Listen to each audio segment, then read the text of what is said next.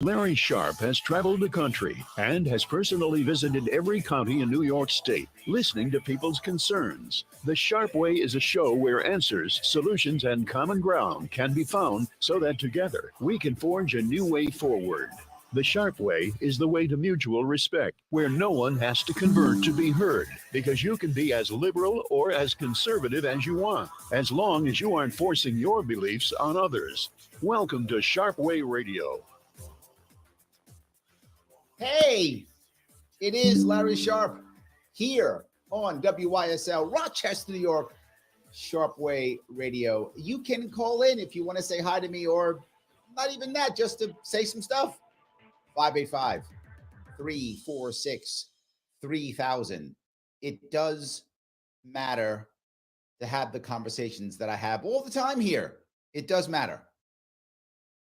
But you probably heard some pretty big news over the weekend, Friday, and yesterday. A couple banks were under. One of them was here in New York. There was the bank in California that went under, the big boy. And then there was also Signature Bank here in New York State, the second and third largest bank failure since 2008. So it's a big deal. Right? Maybe not. Maybe not now. Maybe next week, next month, next year. Who knows? But it reminded me of my own story. Many of you know, if you've listened to me throughout the years, that I had a hard time in 2010, about 12, 13 years ago. And it happened not in 2010, meaning the buildup to my collapse and then my problems in 2010 didn't happen in 2010. The buildup began in 2008. In 2007, 2006, I was doing really well. And I mean, I had an office on 3rd Avenue, had a training center in my office, couple employees, all in Manhattan, lots of big clients. Life is good. Money is just flowing. I'm feeling good. But then some people started showing me that there may be some cracks popping up here. And some of my clients started to pull back a little bit by 2008. But I thought, I'm smart. I can figure this out. Come on. I got this in the bag. I started my business in 2004. And by 2008, 4 years later, I'm killing it. Obviously, I am indestructible. Obviously, I am perfect. I can never make a mistake. And I made some massive mistakes. One of the things that happened is, as things started to get bad, banks wanted very much to loan their money out. People started to get over leveraged. I was one of those people. The banks came to me. I was a business client. I had money in my bank, right? I had payroll, right? So I was one of their guys. They came to me and said, hey, Larry, you want $100,000? I'm not joking. They literally said, you want $100,000? We'll loan it to you. Why not?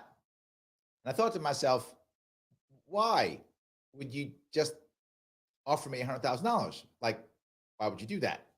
I don't get it. And they're like, no, because we love you. And I was like, okay. And I took the $100,000 as a loan. That was a mistake. I should not have done that, but I did. And I did for many reasons. One, to be forward, none of them were the right reasons, but there were absolutely reasons. One of them was, well, my revenue was starting to go down because in 2008, we were seeing the crash begin to hit. And a lot of my customers were in finance and law and tech, and they were already seeing the slowdown, and they were slowing down. So my revenue was slowing down. So I said, well, I'll just take this $100,000. That'll cover me. I'll be set. I'll reinvest in the business. I'll be ready to go. Life is good. That's what I thought. I also thought, look, these banks, they're smart bankers. I know you're laughing at me right now. I know you are. But that's what I thought. They're smart bankers. They wouldn't give me the money unless they knew I could pay it back, right? They don't make mistakes like that. They're bankers. Yeah, sadly, I bought that. And you might say, Larry, you don't usually seem too naive or dumb. And I would argue that I was no more naive or dumb than anybody else. But what was real is I believed it because I wanted to believe it. I wanted to believe that the bankers trusted me. I wanted to believe that I could get past anything. I wanted to believe that I was unstoppable. So I believed it. It wasn't true. 2 years later, I lost everything, still had tons of debt. Everything was bad. I'd reboot my entire business, fire my employees. And I have fired people in the past, many people in the past. And most of them, I had no problem doing it. And it may sound cruel, I know, but most people, it was a good move for both of us to be fired. But the people I fired this time, I hated doing it. And it still bothers me to this day. And it's 13 years ago. And it still bothers me because I had to fire those people, not because they messed up or they weren't a right fit or anything like that. It was because I screwed up and I had to get rid of them because I screwed up. Man, does that still bother me right now? And I fired many people that they still bother me. 2 women, young women, I still remember, and it sucked. It still bothers me. But I had to. There was no choice. I lost my office. I had to reboot everything. Why do I tell you this story? Because my worry is we are close again. And these banks going under, don't get me wrong, the government's very savvy. Not because they love us, they don't. Because they love themselves. And so they will try to cover things up and pretend all that stuff is going to be okay and they've got it prepared. And to be forward, they are better than they were in 2008. That is accurate. They're better at covering things up. They're better at putting on Band-Aids, and they're better at lying than they were in 2008. 100% true. But my worry is this is going to affect us all. Heavy debt is never a good thing. Debt sometimes is a good thing, depending upon what you're doing in your life, how you're investing that money. Debt can be a good thing. Depends upon what's happening in your life. Heavy debt is never a good thing, ever. And we are there. Personal debt, professional debt, commercial debt, and government debt. This is not a good thing. You might go, but Larry, I have a job, and maybe you do. Good for you. I hope you keep it. Larry, I have a business. I hope you do, and I hope you keep it. But my worry is that once one of these dominoes begins to fall, the others begin to fall too. That is my worry, that you might be fine. Because I thought I was fine until I realized that I had 2008, 2009 now. 2 of my biggest industries that I had were investment banking and commercial real estate. Those two things, commercial real estate and investment banking, together went down so fast, I couldn't recover. That's my worry. And my worry, believe it or not, is office space. Office space. Yes, you might go, Larry, why do I care about office space? Because office space is often financed through big finance and commercial real estate companies and commercial real estate financiers. And when all of a sudden they can't get that money, it's going to affect everything else. They're going to start calling in debts. They're going to start making the banks collapse. And all of a sudden, what you saw happened at the other bank over there in California, all of a sudden now, someone can't make payroll. You might go, Larry, does that really matter? Yes, because once someone can't make payroll, now people can't get paid. And once they don't get paid, so many Americans are 1 or 2 or 3 paychecks away from big trouble. Now they can't pay their credit card. Now they can't pay their rent or their mortgage. Now we got problems. That is what I'm worried about. So you might say to yourself, Larry, do I really care about these banks? I think we should. We should be worried. You, right now, should be concerned. I'm not giving you financial advice because I might get in trouble. I'm just telling you what I would do if I were you. I would start saving, and maybe not in banks. That's all I'm saying. But if I am going to save in banks, I might save in multiple banks if I were you. That's all I'm saying. If I were you, I think there is an issue. I think we've learned almost nothing from 2008, 2009, 2010. I think we're going to see a lot of pain, and we got to be ready for it. Am I wrong? Have I learned nothing? Tell me. 585-346-3000. Larry Sharpe, WYSL, Rochester, New York, Sharpe Way Radio. Back with your calls and your chat after the break. Why do businesses choose to move their website from Wix and Squarespace to Simple Tech Innovations? Maybe it's their excellent customer service or attention to detail. Maybe it's their ability to give a truly customized solution. Or perhaps they just like the fact that Simple Tech is a local small business that builds great relationships with its clients. Whatever the reason may be, you can rest assured knowing that the local team at Simple Tech has your best interest in mind when building or updating your website. They're hands-on and love helping customers achieve their goals. But don't take my word for it. They've won the best in Rochester 8 years in a row and have an A+ Better Business Bureau rating. If your website doesn't match your dreams or isn't achieving your goals, give the professionals at Simple Tech Innovations a call today for a consultation at 585-200-3182. That's 585-200-3182. Simple Tech Innovations.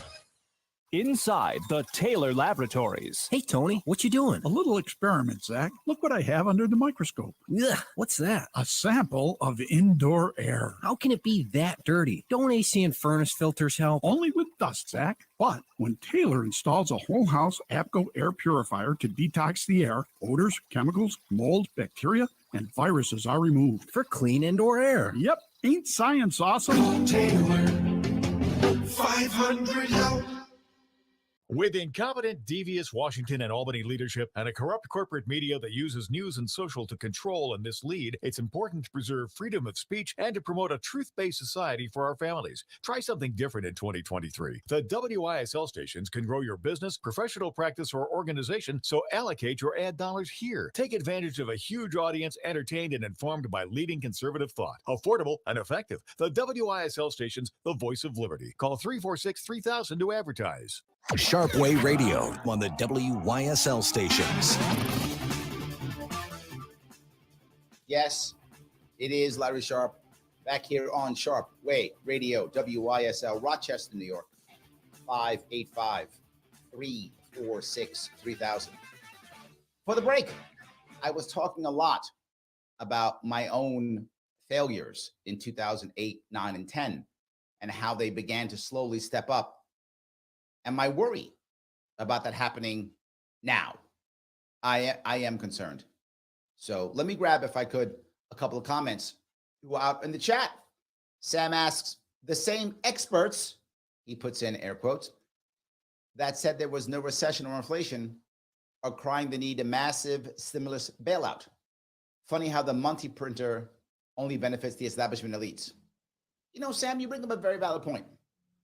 Right? There are people who are angry about what happened in East Palestine and how a lot of money didn't go out to those people, but money went right out to the people from the bank, the depositors. Now, in theory, I like the idea of supporting the average depositor. I do, in theory. I like the idea that there's a $250,000 insurance, FDIC. The average American does not have any more than $250,000 in an account, right? The average American has nowhere near that, but surely not more than that. These guys had millions. Some of them had hundreds of millions in these banks. But I also get the logic. And the logic is many of these are trying to meet payroll, which is often to, more average Americans. However, in this case, the payroll isn't to more average Americans. Some, but most of these people are actually very expensive, highly educated, highly specialized talent. The average American isn't getting payroll from these companies. It's tech companies. The average American doesn't work for a tech company. So this is the elite. This is the elites, both in the business model and also in the workers. The workers here are more elite workers. Not that I'm against them either, but the point is most of the people in East Palestine were not elite workers. Are not elite workers. So I definitely get that response, that issue. I get it completely. So yeah. The other thing though is you will hear me say this often, and I'm gonna go off to a tangent a little bit, Sam, but I think it's a good point.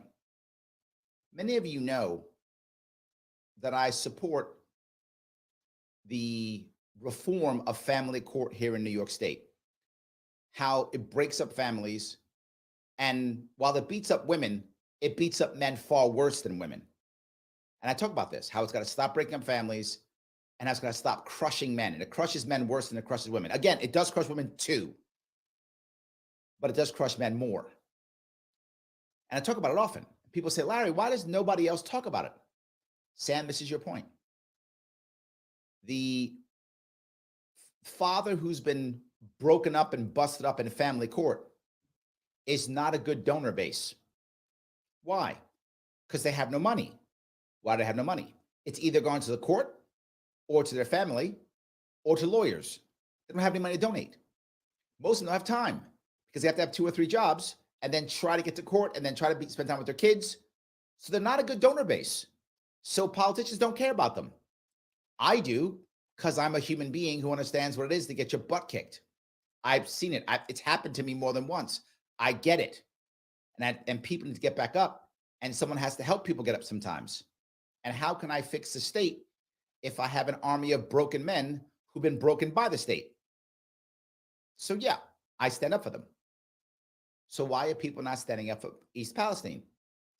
They're nowhere near a good enough donor base as some tech gurus who all make 6, 7, or 8 figures every single year, who can easily donate thousands of dollars to these politicians.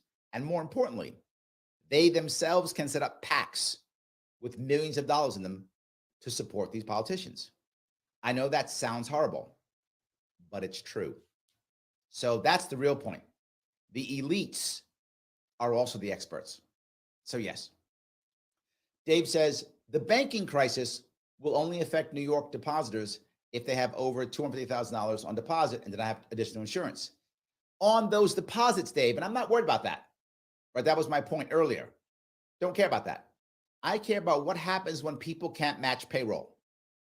What happens when companies can't make payroll? That is my worry. And that was the concern about that bank crash, right? What happens when people now are the massive businesses and their officers in trouble? No. Literally, even if those companies lose all their money, they're not gonna. To Sam's point, they're not gonna. But let's say they do. They wipe out all the company assets. The individuals have personal assets, all of them, in excess of 7 figures. None of them are gonna be poor on the street selling pencils. None of them. They're all gonna make their payments for their cars. They may not be able to buy their 3rd house. I mean, I guess we could feel sorry for them, I guess. I don't know. You can't buy your 3rd house? Okay, that's maybe. But that's it. And they all know each other. So they'll just start over with someone else's money again. So I'm not worried about the big heavy hitters in these companies. Even if their companies were to go under, they're not going to be poor. They already said, in case you didn't know, they got their bonuses literally a week before the bank went under. So they're fine. They're good. They'll be fine. I'm worried about the average person, Dave, who all of a sudden now can't get paid for 3 or 4 weeks. There's someone right now, probably more than one person right now, Dave, who's listening to this or watching this and saying to themselves, if I didn't get a paycheck for 4 weeks, I'd be in trouble. And that person is not alone. That is what I'm worried about. That is my concern. So yes. Joe says, they wouldn't have had a great job and experience without you either, Larry. Thank you for trying to make me feel better about my employees. I appreciate that. But it does still sting, if that makes sense. Jamir says, decentralization.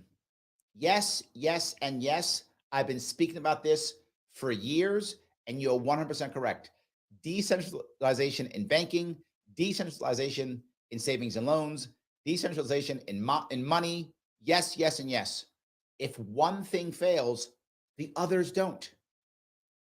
And that's the critical piece. I don't want a domino effect. And we're set up for exactly that. You are right. Absolutely. Yes. So what's one way we can fix this? And there are people, and funny, they're on the right now. Usually the right's all against bailouts. To Sam's point, they're all about bailouts now. All about it. So they want to bail all these guys out. And then people on the left say, oh, bail them out, but we have to now have more insurance. We have to make sure the government insures more than $250,000. They have to insure $1 million or $10 million or whatever is the number.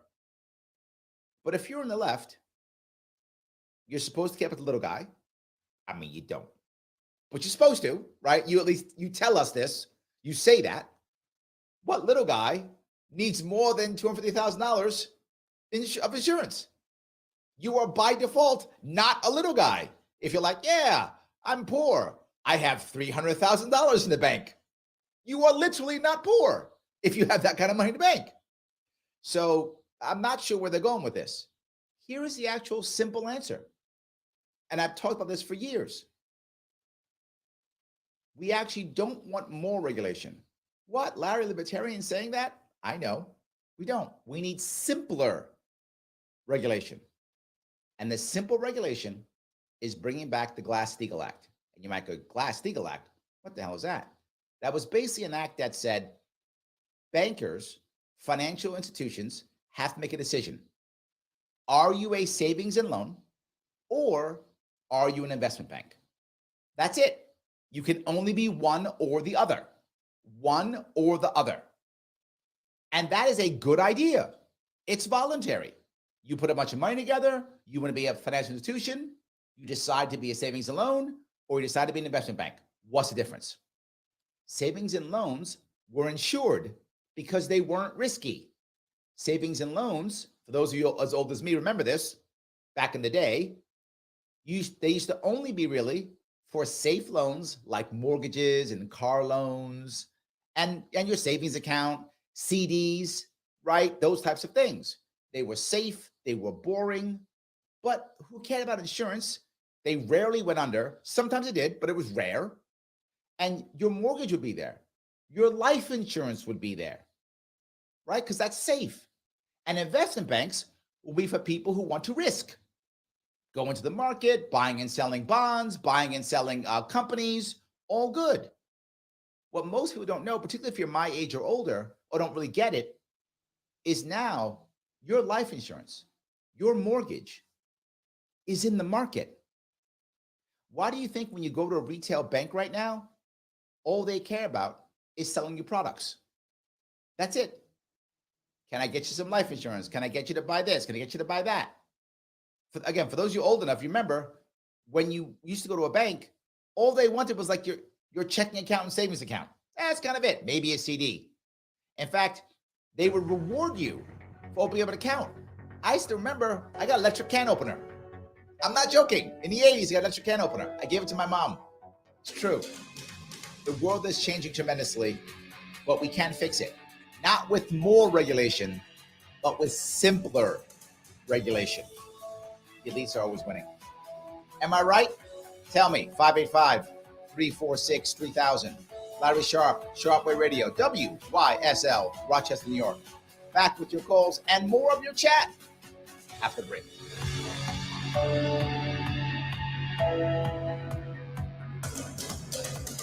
For truth and freedom. WYSL.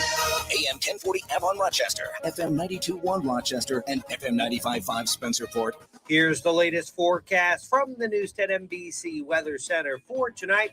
Area-wide snow will taper off to flurries overnight. Total accumulations will be in that 3 to 6 inch range, less west, more east before all is said and done. Heading into Wednesday, we're looking at mostly cloudy skies, still breezy and chilly in the 30s, milder 40s on Thursday. Could be near 50 with a bit of rain on St. Patrick's Day Friday. I'm Rich Cadelia, WYSL. FM Talk. Are you thinking about Medicare insurance? Navigating Medicare and all of its coverage options doesn't have to be confusing. I can help. My name is Dave Moskowitz, and I'm an agent authorized to offer AARP Medicare plans from United Healthcare Insurance. It's my commitment to provide you with personal, knowledgeable service and help you better understand Medicare and all your coverage options. There's a variety of competitive plans that may meet both your needs and your budget. And as a licensed insurance agent in Rochester, New York, I'd be happy to meet with you in person through video conference or by phone to address any questions about your unique healthcare coverage needs. Don't delay. Call me, Dave Moskowitz, at 585-820-5217 so I can help you choose a plan with confidence and discover what may make AARP Medicare plans from United Healthcare a great choice for you. That's 585-820-5217.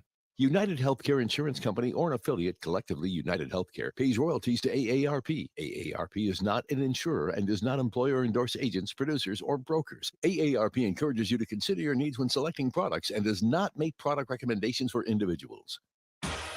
Your business relies on computers and technology to operate. Slow, unreliable networks and servers can cause unplanned downtime and affect your bottom line. The experts at Simple Tech Innovations are here to help. Their preventative maintenance program ensures that your computers and network are kept up to date and monitored for any issues, keeping your business running smoothly. They also help clients achieve HIPAA, PCI, and New York State cybersecurity compliance to keep your network safe and secure. Whatever your business IT needs are, Simple Tech Innovations should be your first call. They've won the Best in Rochester 8 years in a row and have an A+ Better Business Bureau rating. Call them today for a free consultation at 585-200-3182. That's 585-200-3182. Simple Tech Innovations. Okay, we got a couple calls. First up will be Craig. Great job. I'm Steve Tasker. It's Craig Miles, Craig from Clinton. Largely untapped pool of skilled job seekers. It's called the employment. Then when you wrap up with him, we'll have Roger from Nassau. New talent to businesses by matching people who have disabilities with employment opportunities. The Employment Alliance works with businesses to find talent and offer on-site job coaching. They'll also work with your business to develop individualized training plans, support diversity initiatives, and enhance your community connection and customer base. More than 100 area businesses have already benefited from working with the Employment Alliance. Even better, they're giving people with disabilities the opportunity to do meaningful work and demonstrating that they value equal opportunity and diversity. The Employment Alliance is a proud part of Heritage Christian Services. To learn more, visit hcsemploymentalliance.org. A great springtime is in store with blue skies, green grass, and your new ride from Victor Chevrolet. Check out these great lease specials. Get the all-weather capability of a 2023 Chevy Silverado LT Crew Cab for just $359 a month for 36 months. Must-have lease and household. Residual $37,061. MSRP $52,945. 10,000 miles per year. A 2023 Chevy Equinox LS is only $179 a month for 27 months. Must-have lease and household. Residual $19,552. MSRP $30,080. 10,000 miles per year. A 2023 Chevy Trailblazer LT is $179 a month for 27 months. Must have lease and household. Residual $17,660. MSRP $25,595. 10,000 miles per year. These deals require $2,500 down. First payment and DMV fees due at closing. Get more details at dealer. And don't forget, Victor Chevrolet has an unbeatable pre-owned selection. Whether you drive a Chevy or not, trust your vehicle to our Chevy Certified Service Department. Come see how easy it is to do business with us. Find new roads at Victor Chevrolet, Route 96 in Victor. Visit VictorChevrolet.com. Livingston County Pizza Company and Gluten Free Bakery has a great deal on Tuesdays. A large 4-topping pizza for $18, regular or gluten-free. Call 226-9575. Open Tuesday through Sunday. Livingston County Pizza Company and Gluten Free Bakery in Avon. Sharpe Way Radio on the WYSL stations. It is Larry Sharpe here on WYSL, Rochester, New York, Sharpe Way Radio, 585-346-3000. So glad you give me a small chunk of your afternoon. We've been talking about debt, people surviving the debt, how we can make things better if at all possible. I've got a couple of calls I want to grab. Number one, if I could grab Craig from Clinton. How are you, sir? I'm good. How are you, Larry? What's going on, my friend? Oh, well, I hear you talking about the big crash that's going to come, and it is going to come. Don't listen to MSNBC or Fox or whoever says it's not. We're here. Crazy. MSNBC is always right. Yeah, they're just like CNN. They know everything. They know everything. Correct. Yeah. So when you said the thing about savings and loans, it's snowing here in central New York. It's a blizzard. And those two things remind me of It's a Wonderful Life. And yes, that film gets crapped on all the time for being socialist nonsense. But I actually view it as the exact opposite, because the ones that bailed George Bailey out in the end are his friends, are his family, are all the people that care about him because he's been a good person. Yes, it's literally the opposite of socialism. So, yes. Yeah. So my point is, yeah, if you watch the rest of that film too, the Bailey brothers building a loan is the only thing there keeping the evil capitalist, Mr. Potter, from owning everything. And he's literally centralization. He goes and he buys the bank when the market crashes. And he says, George, we're the only ones that kept our heads, and it's like there it is right there spelled out however many years ago, 1937, that film was made or something like that. Like we know that local is right and that the big evil bankers and the big evil corporations are wrong. And yet it's almost 100 years later and we still are surprised when the evil capitalists don't pay for the screw ups and we get left holding the bag, and then we want to go to them to help us. Well, no, the thing is, I don't actually think it's capitalist versus government. I think it's the whole idea of what Ymir said, which is centralization, right? Yes. Whether the monopoly is a government monopoly or a bank monopoly or a private bad guy monopoly, the monopolies are bad, right? Localization, community, decentralization, more choices, more options is always going to be a better choice, right? But there will still be bad guys locally. There'll still be bad people who want to take everything over. That's human nature. But the problem is now when you have government literally helping the local bad guy, I mean, he's unstoppable. Yeah, no, it's terrible. What was I going to say? Yeah. I guess the distinction between the capitalists and the government, I view them as the same thing, so that went without saying for me, so I didn't make that distinction. Gotcha. That's my fault. Okay. But they're essentially the same. I mean, how many times do we have to see it? Big Pharma is the FDA. The EPA is the evil people that paid them off so that when they spill stuff in Ohio, they're not responsible. Same Correct. Thing here. We play fast and loose with everybody's money. And Uncle Joe writes us a check and says, don't worry, taxpayers. This is the stuff that nonsense, Joe. Taxpayers are on the hook. You're bailing them out, just like big government does with big business in every other single situation ever.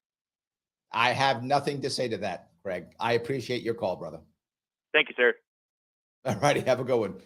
He's right. Monopoly is not good no matter what, right? Since when is monopoly good? Government monopoly? Roger. Or private sector monopoly? Both wrong. Let me grab another call if I can. I'm going to grab Roger from Nassau. Roger, how are you? Who? Larry Love. That's me. Remember that? Larry Love. I remember. Absolutely. You gotta, by the way, I'm waiting for that book for you to write what it was like growing up in the South Bronx in the 70s as hip hop was growing. Someone like yourself to see it with your eyes, with, who was there. That's what people think to this day. They think hip hop came out of LA's.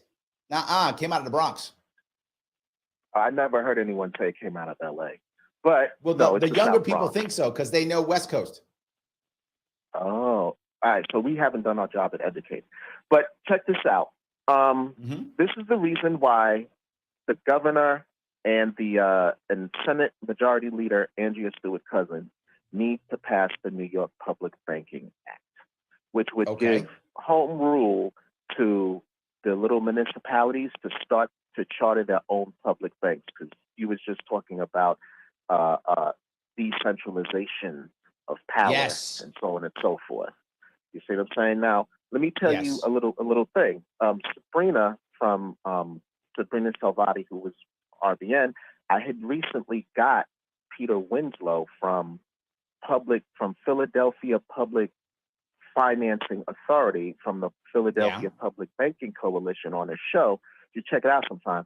They passed they passed the law for Philadelphia to have a public bank. The only problem is the mayor is refusing to implement it because he wants to be the sole person to appoint everybody to it. But the thing is, hold on. Let me touch this piece if I could, Roger. I'm glad you bring this up. Some people listening may not understand exactly why you care about this so much, but I think we are on the same page here. Creating localized public banks means local people can create their own banks. Meaning the government can even create, a county can create its own bank, right? A town can create its own bank if it wants to. This is very helpful for local people who know each other. However, it's what Roger's saying is many of the people who are in charge don't want that to be democratically elected. They don't want the people to actually have control over it. They want the executive to have the control over it so they can decide who can be on the board, how they can give out jobs, and they can still keep control of it. And both Roger and I are saying, no, this has got to be democratic. Keep going, Roger. I'm sorry. So California, Newsom, he passed, and I'm not like, hey, Democrat, I'm an independent. But I'm just saying Newsom passed the. Oh, I'm sorry. When I said democratic, I meant little d Democratic. I know what you meant. I was just saying Newsom in California, right? And I don't want to be construed that I'm a Democrat. I'm an independent. So I'm not like praising anything Newsom does, but he did do something that was good, which is he passed a home rule law that allows for the commissioning, the chartering of 10 regional public banks across the state. Then the California Public Banking Alliance is doing it. So there's like 5 different regions that are trying to do like public banks. Some of them already passed it, like a veto-proof majority. San Fran, LA is almost there. So they're doing the thing. Okay, they're on their way. To be forward, there's many times where people who are Democrats or Republicans do something that's good, and I don't think we should, be mad at them. We should praise any good behavior. I praise that. Right, I'm with you. I praise that. Yep, absolutely. So I'm glad. I'm even okay. I know some libertarians get mad at me when I say this, but I'm totally okay with even there being a post office banking system. Even that level.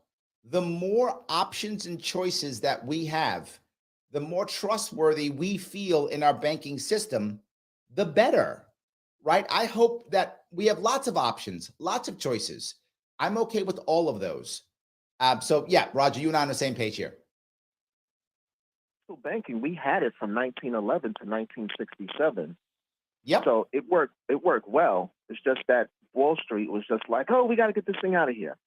Absolutely. But, yes.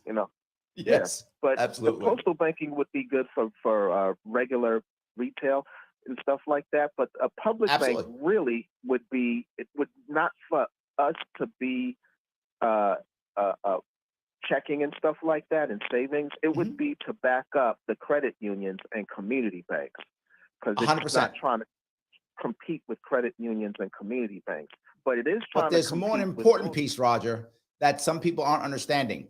When you build this out, by default, you will be supporting local entrepreneurs. That will happen by default, and local co-ops, both of them. Yep, exactly. 100%. The Philadelphia Public Banking Coalition has a thing for co-ops, like working with public banks. 100%. Excellent. Roger, thank you so much for the call. I appreciate it, brother. All right, later. Yep. So look, decentralization, localization, more choices, more options, all going to be good. Pick the one that works best for you and your community, and I'm happy. Am I wrong?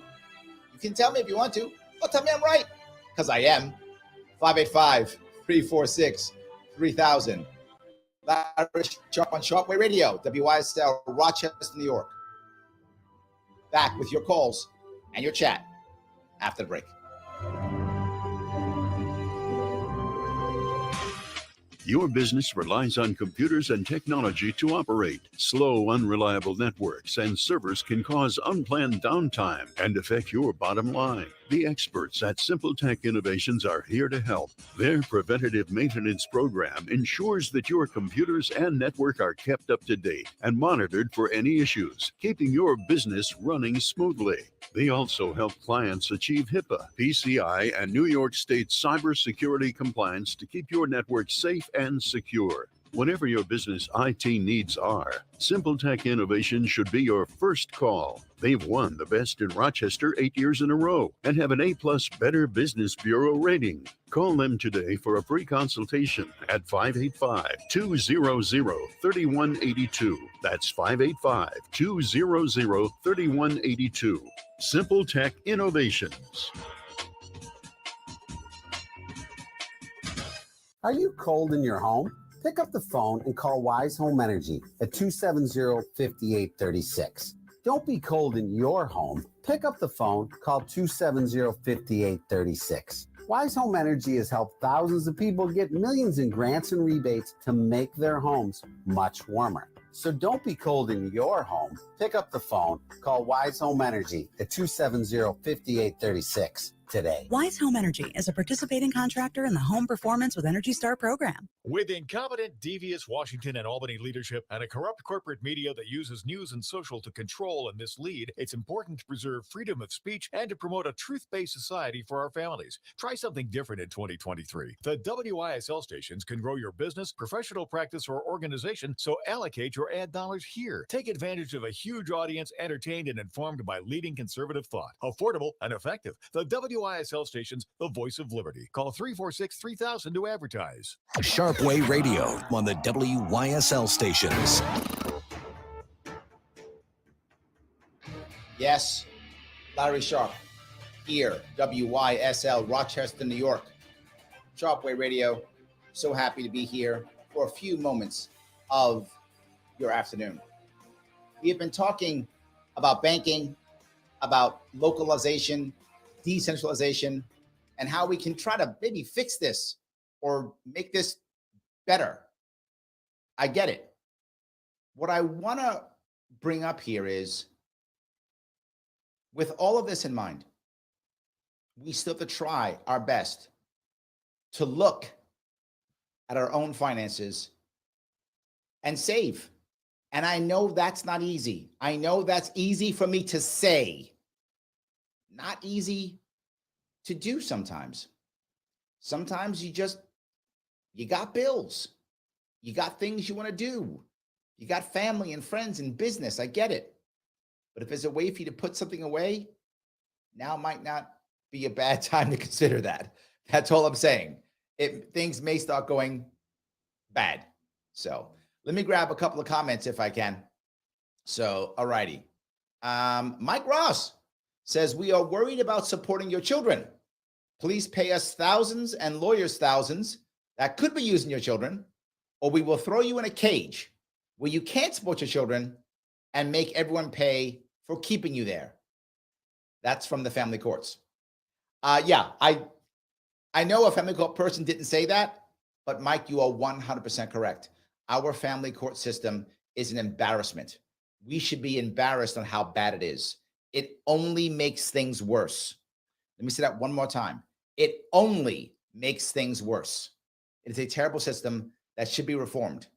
And I know people are saying, well, Larry, why doesn't someone reform it? Because sadly, it is a profit center. Yes, the family court system makes money for the state. A lot for New York State. I think Mike is from North Carolina, probably North Carolina too. I know New York. I assume North Carolina. It is a profit center. The state makes money from our misery, and we still support it. That's some Stockholm Syndrome stuff right there. Yeah, absolutely. That is a problem. So Andrew says, end the Fed. No argument from me, Andrew. But to be forward, it is rare that I talk about ending the Fed, even though I'd like it to happen. Why? Because still to this day, most people believe in America that the Fed is saving us, that it's helping us, that it's a government agency that supports us. Now, none of that's true, but most Americans believe that. So when you say end the Fed, most Americans believe, oh, you just want to let the banks take over the world. They believe that, even though the banks have already taken over the world. So I will often talk about auditing the Fed. And the reason why I say that is, if we actually were to try to audit the Fed, Andrew, there'd be some press that would want to make enough of their name that they'd actually go through and let everyone know what the Fed actually does. And once Americans figured out what the Fed actually does, then we can edit. Then we can end it. The reality of it is, culture has to change before we get there.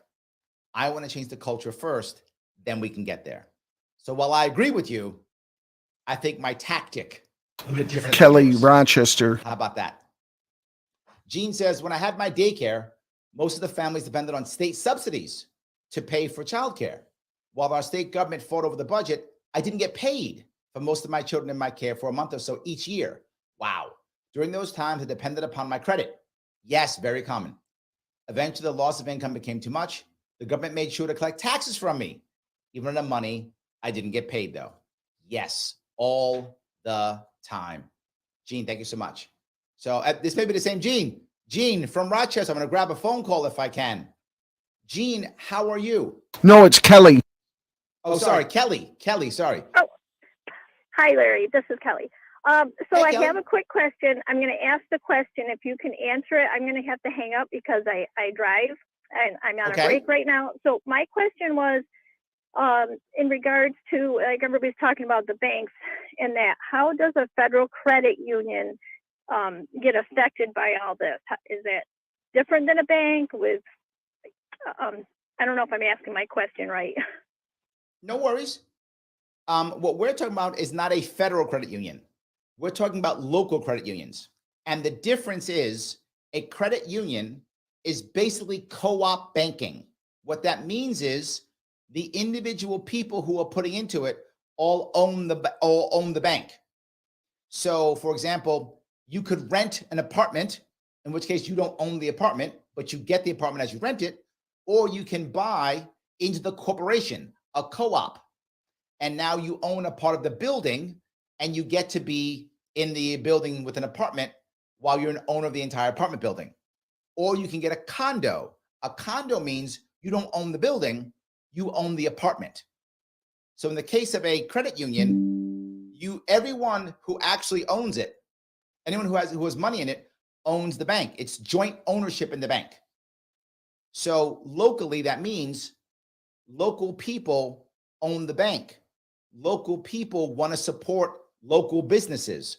Local people want to support local entrepreneurs, local farmers. You increase the odds of people supporting locally, plus people have a say. You get a vote in your bank. You have ownership in your bank. That is the difference between a credit union and a bank. I hope I answered your question. Okay. All right. Does So that make how would this all be, like, will a credit union be affected by, like, what's going on with those, if there's a big problem with the banks and yes. Will the credit union? Yeah. Credit unions generally, depending upon the credit union, they either could be FDIC, or if they're federal, or they actually could buy their own insurance. So they could have their own insurance for their own credit union. So they wouldn't be affected by the federal issues, if that makes any sense. Yep. They can be separate. Great. Thank you. Okay. I hope that helped. So yes, the larger banks, the bigger banks. Someone actually said earlier, this seems silly, Larry. Why did these people not spread out all their money in $250,000 in multiple banks? Because the big banks give you big benefits for having big dollars in their bank. So if you have $10 million in your bank, they will literally connect you with other people who can afford $10 million to help finance you in other things. That's why you get benefits for being in these certain banks, having lots of money in those banks. If you only have $250,000 in a bank, like that SVB bank, they don't care about you. You're one of the small guys. You're nobody. You got $100 million in that bank, they hook you up with the right people so that you can make better deals. And that may seem unethical, because it probably is, but it's still true. And I think that's an important piece. Absolutely. So I hope that answers your question. That's any time, in my view, that you are going to have more localized, democratic, small d, democratic control of a business, of a bank, of anything, it's generally going to be more fair. That's not 100% rule, but it'll be better than if just one guy or gal owns it and decides everything. And even if it's wrong, if that local credit union makes bad democratic decisions, and they might, but so might, a board of 5 rich guys or gals. They also might make a bad decision. At least if it's democratic, the people had a choice in that decision. The people who are affected had a choice in that decision. So even if it's wrong, they had a choice. And they also have a choice to fix it. Versus the big cats, the fat cats, taking all the money, making all the choices, and then getting bailed up by the government anyway. So are co-ops perfect? No. Are credit unions perfect? No, they're not. Will they make mistakes and collapse? Yes, they will. But I would argue less of them will. They will do it less often. And when it does happen, it only affects the local community. There isn't a domino effect across the entire country. So when they do fail and make mistakes, there's less damage. And they will do it less often because they'll gamble less. Because the average person isn't a gambler. Hope that makes sense. Guys, thank you so much for giving me a chunk of your afternoon. I appreciate it tremendously. I will see you all very soon. I assassinate if I weren't so frail.